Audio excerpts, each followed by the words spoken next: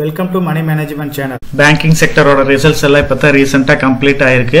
அதில் பெனிஃபிட்டான பேங்க்ஸ்னு பார்த்தீங்க அப்படின்னா ஃபர்ஸ்ட் ஐசிஐசி பேங்க் நல்ல பெனிஃபிட் ஆயிருக்கு, ஆக்சிஸ் பேங்க் பெனிஃபிட் ஆயிருக்கு, இண்டஸ்இண்ட் பேங்க் வந்து பெனிஃபிட் ஆயிருக்கு. ஹெச்டிஎஃப்சி வந்து அந்த அளவுக்கு ரிசல்ட்ஸ் வந்து மார்க்கெட் எக்ஸ்பெக்ட் பண்ண அளவுக்கு கொடுக்கல, அதனால வந்து ரேட் வந்து பெருசாக ரைஸ் ஆகல. அதுக்கப்புறம் கோட்டக் மஹேந்திரா பேங்க்ல பார்த்தீங்க அப்படின்னா ஒரு பேட் நியூஸ், ஆர்பிஐல வந்து ஒரு சில பேன்ஸ், அதாவது இவங்களோட நியூ ஆன்லைன் அக்கௌண்ட் ஓப்பன் பண்றதுல ஒரு சில ப்ராப்ளம் சாஃப்ட்வேர்ல இருக்கிறதுனால ஆன்லைன் அக்கௌண்ட் ஓப்பன் பண்றது வந்து பேன் பண்ணியிருக்காங்க. அதே மாதிரி கிரெடிட் கார்டு இஷ்யூவும் வந்து கொஞ்சம் ஒரு சில இஷ்யூஸ் இருக்கிறதுனால பேன் பண்ணியிருக்காங்க. ஸோ அது ரெண்டுமே வந்து பார்த்தீங்க அப்படின்னா கோட்டக் மஹேந்திராவுக்கு ஒரு நெகட்டிவ் நியூஸாக போயிடுச்சு.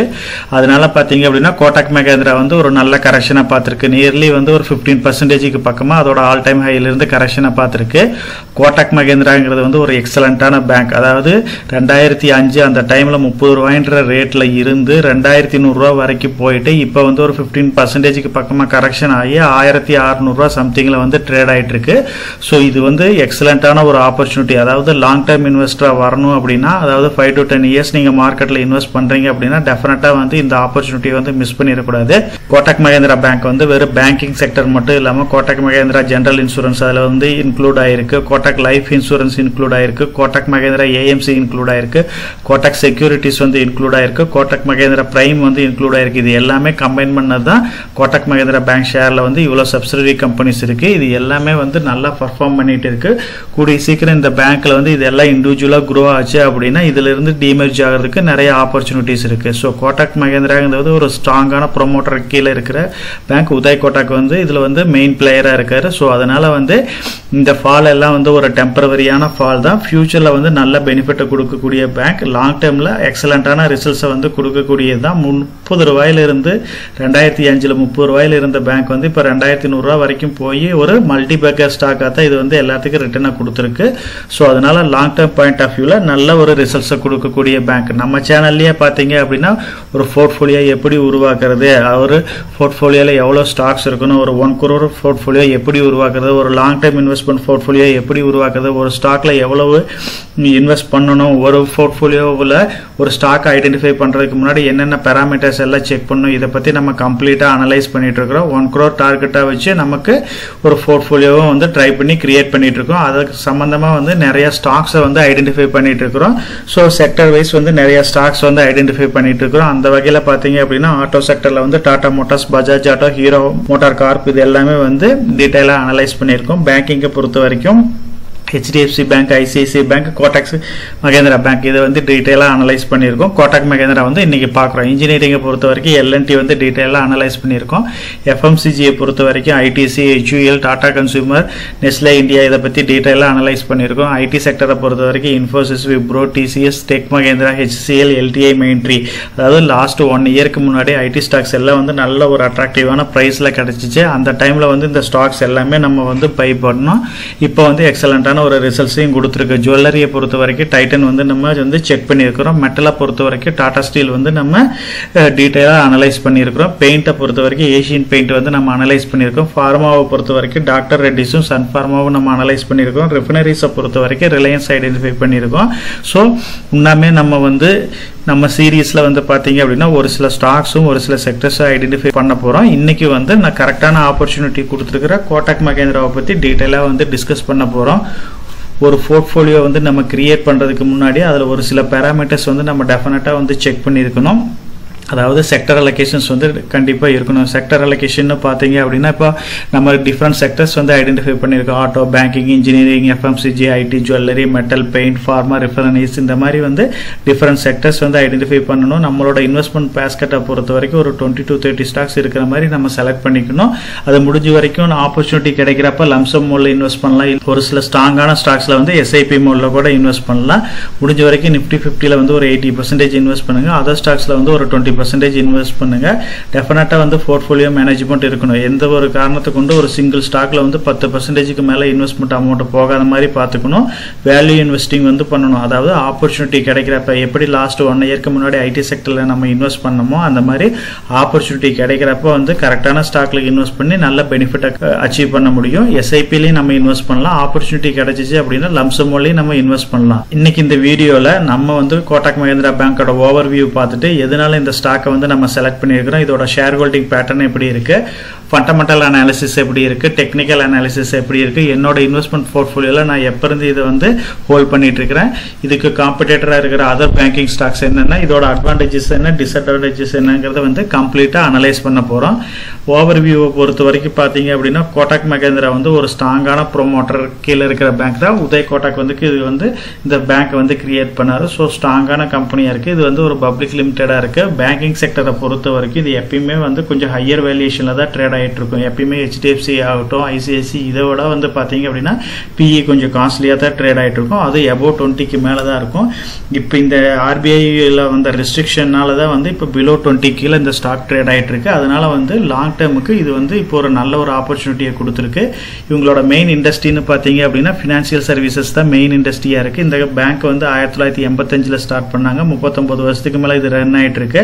இதோட ஃபவுண்டர்னு பாத்தீங்க அப்படின்னா உதய் கோட்டாக் இருக்காரு. இதோட ஹெட் குவார்ட்டர்ஸ் வந்து மும்பைல இருக்கு. அதே மாதிரி இதோட கீ பீப்புள்னு பாத்தீங்க அப்படின்னா உதய் கோட்டாக் வந்து நான் எக்ஸிக்யூட்டிவ் டைரக்டரா இருக்கா, அசோக் வந்து MD அண்ட் CEO-வா இருக்காரு. ஸோ நெக்ஸ்ட் பாத்தீங்க அப்படின்னா இந்த பேங்கோட ப்ராடக்ட்ஸ்னு பாத்தீங்க அப்படின்னா கன்சூமர் பேங்கிங் இருக்கு, கமர்ஷியல் பேங்கிங் இருக்கு, இன்சூரன்ஸ் இருக்கு, கிரெடிட் கார்டு பிசினஸ் இருக்கு, இன்வெஸ்ட்மெண்ட் பேங்கிங் இருக்கு, மார்ட்கேஜ் லோன்ஸ் இருக்கு, பிரைவேட் பேங்கிங் இருக்கு, பிரைவேட் ஈக்விட்டிஸ் இருக்கு, இன்வெஸ்ட்மெண்ட் மேனேஜ்மெண்ட் இருக்கு, அசெட் மேனேஜ்மெண்ட் இருக்கு, மியூச்சுவல் ஃபண்ட்ஸ் இருக்கு, எக்ஸ்சேஞ்ச் ட்ரேடட் ஃபண்ட்ஸ் இருக்கு, இண்டெக்ஸ் ஃபண்ட்ஸ் இருக்கு, வெல்த் மேனேஜ்மெண்ட் இருக்கு, ஸ்டாக் புரோக்கிங் இருக்கு, ரிஸ்க் மேனேஜ்மெண்ட் இருக்கு. ஸோ இவங்களோட மற்ற பேங்க் அதாவது இப்போ ICICI, HDFC பாத்தீங்க அப்படின்னா ஓரளவுக்கு வந்து இப்போ இன்சூரன்ஸ், AMC இதெல்லாம் வந்து பாத்தீங்க அப்படின்னா டிமேர்ஜ் பண்ணிட்டாங்க. ஆனா கோட்டாக் மகேந்திரால இன்னும் எதுவுமே பண்ணாம இருக்காங்க. ஓரளவுக்கு நல்ல வெல் growth ஆச்சு அப்படின்னா டிமேர்ஜ் பண்றதுக்கு நிறைய பாசிபிலிட்டிஸ் இருக்கு. இந்த பேங்கை பொறுத்த வரைக்கும் டோட்டலா எம்ப்ளாயிங்கிறது 1 லட்சம் பேருக்கு மேல ஒர்க் பண்ணிட்டு இருக்காங்க. இதோட சப்சிடரிஸ்னு பாத்தீங்க அப்படின்னா கோட்டாக் மகேந்திரா ஜெனரல் இன்சூரன்ஸ் இருக்கு, கோட்டாக் லைஃப் இன்சூரன்ஸ் இருக்கு, கோட்டாக் மகேந்திரா AMC இருக்கு, கோட்டாக் செக்யூரிட்டி இருக்கு, கோட்டாக் மகேந்திரா பிரைம் இருக்கு. ஸோ இதெல்லாம் வந்து ஃபியூச்சர்ல வந்து தனித்தனி கம்பெனியா மாறுறதுக்கு நிறைய வாய்ப்பு இருக்கு.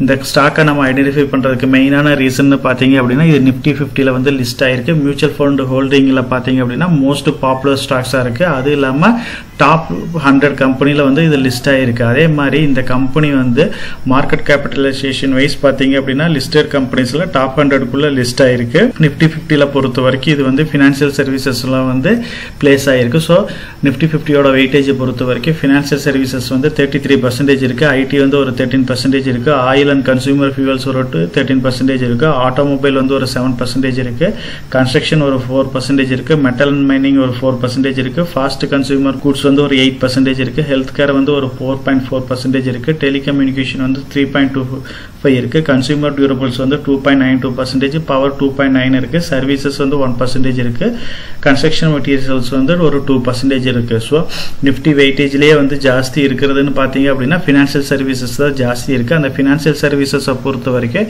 HDFC வந்து 11% வெயிட்டேஜ் இருக்கு, ICICI வந்து ஒரு 7.8 இருக்கு, ஆக்சிஸ் வந்து 3.2 இருக்கு, SBI வந்து ஒரு 2.92 இருக்கு, கோட்டாக் வந்து ஒரு 2.67 இருக்கு. ஸோ இதையுமே வந்து ஒரு லீடிங் பிளேயரா இருக்காங்க. பிரைவேட் பேங்கை பொறுத்த வரைக்கும் HDFC, ICICIக்கு அப்புறம் இருக்கிற ஒரு பேங்க் வந்து பாத்தீங்க அப்படின்னா கோட்டாக் மகேந்திரா பேங்க் தான் இருக்கு. கோட்டாக் மகேந்திரா பேங்கை பொறுத்த வரைக்கும் மியூச்சுவல் ஃபண்ட்ல வந்து ரொம்ப மோஸ்ட் பாப்புலர் கம்பெனியா இருக்கு. 359 ஃபண்டுக்கு மேல பாத்தீங்க அப்படின்னா கோட்டாக் மகேந்திரா ஸ்டாக்கை வந்து ஹோல்ட் பண்றாங்க. ஸோ அதனால இந்த ஸ்டாக்கோட பிரைஸ் வந்து ஓரளவுக்கு மேல ரொம்ப ஃபால் ஆகாது. இது ஓரளவுக்கு ஃபால் ஆகுது அப்படின்னா மியூச்சுவல் ஃபண்ட்ஸ் எல்லாமே ஹோல்ட் பண்ண ஆரம்பிச்சிருவாங்க. அது இல்லாம இந்த கம்பெனியோட மார்க்கெட் கேபிட்டல் வைஸ் பாத்தீங்க அப்படின்னா 3.5 லட்சம் கோடி மேல இருக்கிற ஒரு மிகப்பெரிய கம்பெனியா தான் இருக்கு. இது எல்லாமே இந்த கம்பெனிக்கு வந்து மெயின் அட்வான்டேஜஸா இருக்கு. இந்த கம்பெனியோட ஷேர் ஹோல்டிங் பேட்டர்னை பொறுத்த வரைக்கும் ப்ரோமோட்டர்ஸ் இருக்காங்க, FII இருக்காங்க, DII இருக்காங்க, பப்ளிக் இருக்கு, அதர்ஸ் இருக்காங்க. ஸோ இந்த கம்பெனியோட ஷேர் ஹோல்டிங் பேட்டர்னை பொறுத்த வரைக்கும் 25.9% பாத்தீங்க அப்படின்னா ப்ரோமோட்டர் கிட்ட தான் இருக்கு. FI வந்து ஒரு 38% இருக்கு, DII ஒரு 25% இருக்கு, பப்ளிக் வந்து ஒரு 13% இருக்கு. ஸோ ஸ்ட்ராங்கான ப்ரோமோட்டர் ஹோல்டிங் இருக்கிற ஒரு பேங்கா தான் இருக்கு. ஷேர் ஹோல்டிங் பேட்டர்னை பொறுத்த வரைக்கும் ப்ரொமோட்டர்ட்ட வந்து 2017ல வந்து 32 இருந்தது, இப்போ வந்து மார்ச்ல வந்து 25 இருக்கு. ஸோ ஓரளவுக்கு ப்ரொமோட்டர் வந்து 25 வரைக்கும் தான் பேங்கிங் இருக்கணும், அதனால வந்து குறைச்சிருக்காங்க. FII பொறுத்த வரைக்கும் 38 இருந்தது மார்ச் 2017ல, இப்போ 37.59 இருக்கு, பெரிய சேஞ்சஸ் இல்லை. DII பொறுத்த வரைக்கும் 2017ல வந்து 7.85 இருந்தது, இப்போ 23.40 இருக்கு. ஸோ இப்போ mutual fund holdings, other investors holdings பார்த்தீங்க அப்படின்னா டொமஸ்டிக் வைஸ் ஜாஸ்தியா இருக்கு. இது வந்து ஒரு நல்ல அடிஷ்னலான பெனிஃபிட்டான நியூஸ் தான். ஸோ பப்ளிக்கை பொறுத்த வரைக்கும் 21.51 இருந்தது, இப்போ 13.11 இருக்கு. ஸோ பப்ளிக்கில் கொஞ்சம் குறைஞ்சிருக்கு, இருந்தாலுமே வந்து டிஏஇட்ட ஜாஸ்தியாக இருக்கிறது ஒரு நல்ல நியூஸ் தான். இந்த கம்பெனியோட ஃபண்டமெண்டல் அனாலிசிஸ் செக் பண்ணுறப்ப நம்ம பேலன்ஸ் ஷீட்டும் ப்ராஃபிட் லாஸ் ஸ்டேட்மெண்ட்டும் எப்படி இருக்குன்னு பார்க்க போகிறோம். பேலன்ஸ் ஷீட்டை பொறுத்த வரைக்கும் மார்ச் 2012 92,323 கோடியாக இருக்குது. அதுக்கப்புறம் இயர் பை இயர் நல்ல இம்ப்ரூவ்மெண்ட் காமிச்சு மார்ச் 2023 6,20,000 கோடியாக மாறி இருக்கு. ஸோ ஒரு மல்டி பேக்கர் ஸ்டாக்காக மாறி இருக்கு. இந்த கம்பெனி வந்து ஒரு நல்ல growth கொடுத்துருக்கு. டோட்டல் அசெட்ஸ் மட்டும் நம்ம பார்த்துருக்கோம். பேலன்ஸ் ஷீட் வைஸ் வந்து பார்த்தீங்க அப்படின்னா ரொம்ப ஸ்ட்ராங்காக இருக்கு. அதே மாதிரி இந்த கம்பெனியை பொறுத்த வரைக்கும் ப்ராஃபிட் லாஸ் ஸ்டேட்மெண்ட்ல மார்ச் 2012 இந்த கம்பெனியோட ப்ராஃபிட் பிஃபோர் டேக்ஸ் வந்து 2,656 கோடியாக இருக்கு. அதே வந்து 2023 பார்த்தீங்க அப்படின்னா 19,646 கோடியாக இருக்கு. அதே மாதிரி நெட் ப்ராஃபிட் வந்து 1,885 கோடியாக இருந்தது, இப்போ வந்து 14,925 கோடியாக இருக்கு. கரண்ட் இயர்ல 17,442 கோடியாக மாதிரி இருக்கு. ஸோ இந்த கம்பெனியை பொறுத்த வரைக்கும் இபிஎஸ் வந்து கண்டினியூஸாக வந்து நல்ல ரைஸ் ஆகிட்டே தான் போயிட்டு இருக்கு. மார்ச் 2012 12.37 இருந்தது, இப்போ 87.78 மாதிரி இருக்கு. நல்ல ஒரு இம்ப்ரூவ்மெண்ட் தான். ஸோ இந்த கம்பெனி அதாவது ப்ராஃபிட் லாஸ் ஸ்டேட்மெண்ட்டை பொறுத்த வரைக்கும் எல்லா பேராமீட்டரும் வந்து கிளியராக இருக்கு. நல்ல ஒரு ஸ்ட்ராங்கான ஸ்டாக்காக தான் இருக்கு. ஸோ நம்ம வந்து ஒரு ஸ்டாக்கை செலக்ட் பண்ணுறதுக்கு முன்னாடி அந்த கம்பெனியோட ரெவன்யூ எப்படி இருக்குது, நெட் ப்ராஃபிட் இருக்குது, ஏர்னிங் பர் ஷேர் எப்படி இருக்குது, புக் வேல்யூ பர் ஷேர் எப்படி இருக்குது, ரிட்டர்ன் ஆன் ஈக்விட்டி எப்படி இருக்குது, பேங்கிங்கை பொறுத்த வரைக்கும் நெட் இன்ட்ரெஸ்ட் மார்ஜின் எப்படி இருக்குங்கிறது லாஸ்ட் 5 years கழிச்சு நம்ம செக் பண்ணி தான் அதுக்கப்புறம் அந்த ஸ்டாக்கவே பை பண்ணோம். அந்த வகையில் ரெவன்யூவை பொறுத்த வரைக்கும் 2019 29,000 கோடியாக இருந்தது, 2023 42,000 கோடியாக மாறி இருக்கு. நல்ல ஒரு இம்ப்ரூவ்மெண்ட்டை காமிச்சிருக்கு. அதே மாதிரி இந்த கம்பெனியோட நெட் ப்ராஃபிட்டை பொறுத்த வரைக்கும் 2019 7,120 கோடியாக இருந்தது, 2023 14,280 கோடியாக மாறி இருக்கு. இதுவுமே நல்ல ஒரு இம்ப்ரூவ்மெண்ட்டை காமிச்சிருக்கு. ஸோ இதுவும் நல்ல growth-ஐ காமிச்சிருக்கு. அதே மாதிரி இபிஎஸ் பொறுத்த வரைக்கும் 2019 37.78 இருந்தது, 2023 74.96 இருக்கு. நல்ல இம்ப்ரூவ்மெண்ட் தான். ஸோ இந்த டேபிள்ஸை பார்த்தாவே தெரியும் எல்லா பேராமீட்டர்லையும் இந்த ஸ்டாக் வந்து நல்ல இம்ப்ரூவ்மெண்ட் ஆகிட்டே தான் இருக்கு. புக் வேல்யூ பர் ஷேரை பொறுத்த வரைக்கும் 2019 302 இருந்தது, இப்போ 562 மாதிரி இருக்கு. இதுவுமே நல்ல ஒரு இம்ப்ரூவ்மெண்ட் தான். ரிட்டர்ன் ஆன் ஈக்விட்டியை பொறுத்த வரைக்கும் 2019 12.46 இருந்தது, 2020-21 அந்த கோவிட் டைம்ல பாத்தீங்க அப்படின்னா 21-22 ஒரு சின்ன ஃபாலை பார்த்துட்டு 23 13.434 இருக்கு. பெரிய ஃபால் கிடையாது, 12ங்கிறது 11 மாறி இருக்கு. அதே மாதிரி நெட் இன்ட்ரெஸ்ட் மார்ஜினை பொறுத்த வரைக்கும் 2019 3.73 இருந்தது, நல்ல இம்ப்ரூவ்மெண்ட் ஆகி 4.47 மாறி இருக்கு. ஸோ இப்போ செக் பண்ண பேராமீட்டர்ஸ் எல்லாமே வந்து நல்ல இம்ப்ரூவ்மெண்ட்டை காமிச்சிருக்கு. அதனால இந்த கம்பெனியை பொறுத்த வரைக்கும் ஃபண்டமெண்டலாக நல்ல ஸ்ட்ராங்காக இருக்கு. லாஸ்ட் 5 years ரெக்கார்டுமே வந்து நல்ல ஸ்ட்ராங்காக இருக்கு. டெக்னிக்கல் அனாலிசிஸை பொறுத்த வரைக்கும் இந்த கம்பெனியை வந்து கிளியரான ஆக்டிவான மேனேஜ்மெண்ட் இருக்கு, நல்ல ஃபியூச்சர் இருக்கிறது, நல்ல ஃபியூச்சர் இருக்கிறது மட்டும் இல்லாமல் நல்ல பிஸ்னஸ் மாடலாக இருக்குது. அதனால நல்ல இம்ப்ரூவ்மெண்ட் இருக்க போகுது. ஸோ இந்த கம்பெனியோட ப்ரைஸ் எப்படி சேஞ்சஸ் ஆகிருக்கு, பிஇ ரேஷியோ எப்படி சேஞ்சஸ் ஆகிருக்கு, என்னோட போர்ட்ஃபோலியோவில் நான் எப்போ இருந்து ஹோல்ட் பண்ணியிருக்கேன், இதுக்கு காம்படேட்டராக இருக்கிற அதர் ஸ்டாக்ஸ் என்னென்னங்கிறத பற்றி இப்போ அனலைஸ் பண்ணலாம். ஃபர்ஸ்ட் வந்து இந்த ப்ரைஸ்ன்னு பார்த்தீங்க அப்படின்னா நம்ம டைட்டில்லையே பார்த்தோம். 2005 பார்த்தீங்க அப்படின்னா இந்த ஸ்டாக் வந்து வெறும் 30 ரூபா அந்த ரேஞ்சில் தான் இருந்துச்சு. அதுக்கப்புறம் பார்த்தீங்க அப்படின்னா 22 இதெல்லாம் பார்த்தீங்கன்னா 2,100 ரூபாய்க்கு பக்கமாக போயிட்டு இப்போ வந்து இந்த கரெக்ஷன் ஆகி 1,600 ரூபா சம்திங்கில் வந்து ட்ரேட் ஆகிட்டு இருக்கு. நல்ல ஒரு எக்ஸலண்டான ஆப்பர்ச்சுனிட்டி தான். இந்த கம்பெனியை பொறுத்த வரைக்கும் நல்ல ஃபியூச்சர் growth இருக்கிற கம்பெனியாக இருக்கு. நல்ல ஒரு ஸ்ட்ராங்கான ஃபண்டமெண்டலான குரூப்பு கீழே இருக்கிறதுனால இவங்க இந்த ப்ராப்ளத்தை எல்லாமே வந்து ஈஸியாக சால்வ் பண்ணிடுவாங்க. இதை சால்வ் பண்ணுறதுக்கு அவங்களுக்கு ஒரு 6 month கூட எடுத்துக்க மாட்டாங்க. அதனால 6 monthலேருந்து 1 yearக்குள்ள மறுபடியும் ஆடிட்டு வர்றப்ப இது எல்லாமே கிளியர் ஆயிரும். அப்படி ஆகிறப்ப கோட்டாக் மஹேந்திரா நெக்ஸ்ட் இயர்ல நல்லா பர்ஃபார்ம் பண்ணுறதுக்கு நிறைய பாசிபிலிட்டிஸ் இருக்கு. இந்த ஸ்டாக்கோட பிஇ பொறுத்த வரைக்கும் ஆவரேஜ் பிஇ வந்து பார்த்தீங்க அப்படின்னா 13.6 இருக்கு. ஸோ இது வரைக்கும் இல்லாத அளவுக்கு இந்த ஸ்டாக் வந்து இப்போ கரெக்ஷன் ஆயிருக்கு. இந்த ஸ்டாக்கோட பிஇ வந்து இப்போ பிலோ 20 கீழே ட்ரேட் ஆகுது. ஸோ இதுதான் வந்து இப்போ நமக்கு ஒரு பெட்டர் ஆப்பர்ச்சுனிட்டியை வந்து இந்த ஸ்டாக் வந்து கிரியேட் பண்ணி கொடுத்துருக்கு. என்னோட போர்ட்ஃபோலியோவில் பார்த்தீங்க அப்படின்னா நான் 2021 இதை அக்குமுலேட் பண்ணிட்டு இருக்கேன். 1,150 ரூபாய்ன்ற ரேட்ல இருந்து நான் இதை பை பண்ணேன். என்னோட ஆவரேஜ் பிரைஸ் வந்து 1,585 இருக்கு. 1 லட்சம் ரூபாய்க்கு மேலே ஹோல்டிங்ஸ் வச்சிருக்கேன்.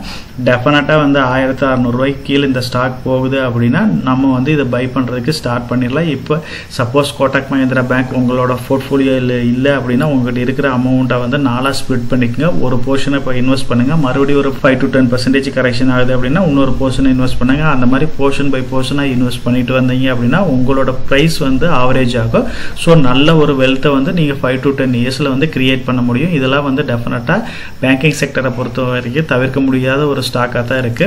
இதுக்கு காம்படிட்டரா இருக்கிற பேங்க்ஸ்னு பாத்தீங்க அப்படின்னா IndusInd Bank, Axis Bank, HDFC Bank, ICICI Bank, Kotak Mahindra Bank இருக்கு. ஸோ இண்டஸ்ட்ரி PE பார்த்தீங்க அப்படின்னா 12.17 இருக்கு. ஸோ இப்போ இப்பயுமே பார்த்தீங்க அப்படின்னா நம்ம டிஸ்கஸ் பண்ண பேங்க்லேயே வந்து கொஞ்சம் காஸ்ட்லியாக இருக்கிற பேங்க்னு பார்த்தீங்கன்னா கோட்டாக் மஹேந்திரா தான் 18.51 இருக்கு. ஐசிசி வந்து நல்ல ஒரு ரேலியை கொடுத்தா கூட இன்னும் 18.26 தான் இருக்கு. ஸோ அப்படின்னா பார்த்துக்கங்க கோட்டாக் மஹேந்திரா வந்து எந்த அளவுக்கு ஸ்ட்ராங்காக இருக்கு. RBI ரெஸ்ட்ரிக்ஷனுக்கு அப்புறமுமே வந்து இந்த பேங்க் வந்து இன்னும் நல்ல கன்சாலிடேட் ஆகி நல்ல ஸ்ட்ராங்கான PEல தான் இருக்கு. ஸோ இது வந்து ஒரு நல்ல ஆப்பர்ச்சுனிட்டியாக வந்து கன்சிடர் பண்ணுங்க. உங்களோட போர்ட்ஃபோலியோவில் நீங்கள் ஃபர்ஸ்ட் நீங்கள் இப்போ கன்சிடர் பண்ணணும் அப்படின்னா HDFC, ICICI, கோட்டாக் மஹேந்திரா மூணுமே வந்து ஒரே PEல தான் ட்ரேட் ஆகிட்டு இருக்கு. நீங்கள் வந்து ICICI வந்து HDFC வந்து ஓரளவுக்கு கன்சிடர் பண்ணியிருந்தீங்க அப்படின்னா கோட்டாக் மஹேந்திராவை டெஃபினட்டாக கன்சிடர் பண்ணுங்க. ஸோ இது மூணுமே இருக்கு அப்படின்னா நீங்கள் ஆக்சிஸ் பேங்கே கன்சிடர் பண்ணலாம். அதுக்கப்புறம் என்ன IndusInd Bank வந்து நல்ல ரேலியை கொடுத்துருச்சு. 700 800 ரேட்ல இருந்தது வந்து பார்த்தீங்க அப்படின்னா இப்போ 1500 மேலே போயிடுச்சு. ஸோ இந்த 4 பேங்க் ஹோல்டிங்ஸ் இருந்துச்சு அப்படின்னா இதில் ஏதாச்சும் வந்து ஒரு கரெக்ஷன் ஆகுது அப்படின்னா அந்த மாதிரி டைமில் வந்து IndusInd Bank வந்து கன்சிடர் பண்ணலாம். கோட்டாக் மஹேந்திரா வந்து நம்ம போர்ட்ஃபோலியோவில் வந்து ஆட் பண்ணுறதுக்கு இது ஒரு கரெக்டான டைம். ICICI, HDFC மேக்ஸிமம் நம்ம ஹோல்ட் பண்ணியிருப்போம். கோட்டாக் மஹேந்திரா மேக்ஸிமம் நம்ம டச் பண்ணியிருக்க மாட்டோம். வேல்யூஷன் பிரகாரம் ஜாஸ்தியாக இருக்கிறதுனால இப்போ தான் வந்து பிலோ 20 கீழே இருக்கிறதுனால டெஃபினட்டாக வந்து லாங் டர்ம் பாயிண்ட் ஆஃப் வியூவில் இந்த ஸ்டாக்கை வந்து கன்சிடர் பண்ணுங்க.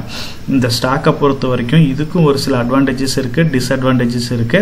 அட்வான்டேஜ் அப்படின்னு பார்த்தீங்க அப்படின்னா ஒவ்வொரு குவார்டர் growth வந்து நல்ல இம்ப்ரூவ்மெண்ட் ஆகிட்டே தான் இருக்குது. அது இல்லாமல் பார்த்தீங்க அப்படின்னா ப்ராஃபிட் வந்து ஓரளவுக்கு ரைஸ் ஆகிட்டே தான் இருக்கு. ஸோ நெகட்டிவ்னு பார்த்தீங்க அப்படின்னா புக் வேல்யூ வந்து 2.89 டைம்ஸ் வந்து ஜாஸ்தியாக இருக்கு. சேல்ஸ் growth வந்து பார்த்தீங்க அப்படின்னா கொஞ்சம் கம்மியாகிட்டே போகுது லாஸ்ட் 5 இயர்ஸில். அதே மாதிரி லாஸ்ட் 3 இயர்ஸில் பார்த்தீங்க அப்படின்னா லோ ரிட்டர்ன் காமிச்சிருக்கு. இது மூணுமே வந்து பார்த்தீங்க அப்படின்னா இந்த ஸ்டாக்கு கொஞ்சம் நெகட்டிவாக சொல்லலாம். கோட்டாக் மஹேந்திராவை பொறுத்த வரைக்கும் லாஸ்ட் 2-3 இயர்ஸாக வந்து பெரிய அளவுக்கு ரேட்டில் டிஃப்ரெண்ட் ஆகாமல் தான் இருக்குது.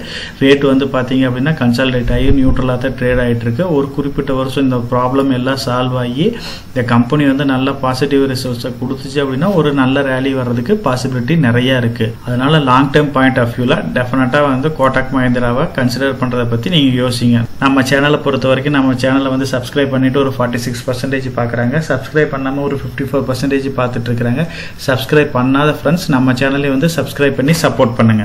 நம்ம சேனல் மெம்பர் கம்யூனிட்டியில போர்ட்ஃபோலியோ அப்டேட், அதாவது என்னோட போர்ட்ஃபோலியோல என்ன ஸ்டாக் பை பண்றேன், என்ன ஸ்டாக் செல் பண்றேன், என்னென்ன சேஞ்சஸ் பண்ணிட்டு இருக்கேன், இதை பத்தி இன்ஃபர்மேஷன்ஸ் வந்து ஷேர் பண்ணிட்டு இருக்கேன். டெய்லி மார்க்கெட் அப்டேட் வந்து முடிஞ்ச வரைக்கும் போஸ்ட் பண்ணிட்டு இருக்கேன். கார்பரேட்ல என்னென்ன ஈவென்ட் இருக்கு, நம்மளோட இந்திய எக்கனாமியை பத்தி ஒரு சில யூஸ்ஃபுல்லான இன்ஃபர்மேஷன்ஸ் எல்லாமே ஷேர் பண்ணிட்டு இருக்கோம். மெம்பர் கம்யூனிட்டியில ஜாயின் பண்ணி இதை ரெகுலரா ஃபாலோ பண்ணீங்க அப்படின்னா உங்களுக்கு நாலேஜ் இம்ப்ரூவ் ஆகிறது மட்டும் இல்லாம உங்களோட போர்ட்ஃபோலியோவை ஹெல்த்தியா பில்ட் பண்றதுக்கு எல்லா வகையிலையும் சப்போர்ட்டிவா இருக்கும். இப்ப டிஸ்கஸ் பண்ண இன்ஃபர்மேஷன் எல்லாம் உங்களுக்கு யூஸ்ஃபுல்லா இருக்கும்னு நினைக்கிறேன். இந்த வீடியோ உங்களுக்கு யூஸ்ஃபுல்லா இருந்துச்சு அப்படின்னா நம்ம சேனலை வந்து சப்ஸ்கிரைப் பண்ணுங்க, நம்ம வீடியோவை லைக் பண்ணுங்க, ஷேர் பண்ணுங்க. கமெண்ட் செக்ஷன் ஓப்பனா தான் இருக்கு. சோ இந்த வீடியோ பத்தி உங்களோட ஒப்பீனியன் என்ன, இதுல என்னென்ன டவுட்ஸ் இருக்கு அப்படின்னு நீங்க கமெண்ட் செக்ஷன்ல போஸ்ட் பண்ணீங்க அப்படின்னா உங்களுக்கு மட்டும் இல்லாம நம்ம வியூவர்ஸ் எல்லாத்துக்குமே நல்ல ஒரு சப்போர்ட்டிவா இருக்கும். நான் ஒரு செபி ரிஜிஸ்டர்ட் அட்வைசர் கிடையாதுங்க. நம்ம சேனலில் போடுற வீடியோக்கள் எல்லாமே வந்து பார்த்தீங்கன்னா எஜுகேஷனல் ஆர் இன்ஃபர்மேஷன் பர்பஸ்க்கோசரம் போஸ்ட் பண்ணுற வீடியோக்கள் தாங்க. இன்வெஸ்ட்மெண்ட்னா கண்டிப்பாக ரிஸ்க் இருக்கும். அதனால நீங்கள் உங்கள் ஃபினான்ஷியல் அட்வைசர்கிட்ட டிஸ்கஸ் பண்ணியோ இல்லை நீங்களா ஓன் டிசிஷன் எடுத்தோ இன்வெஸ்ட் பண்ணுங்கள்.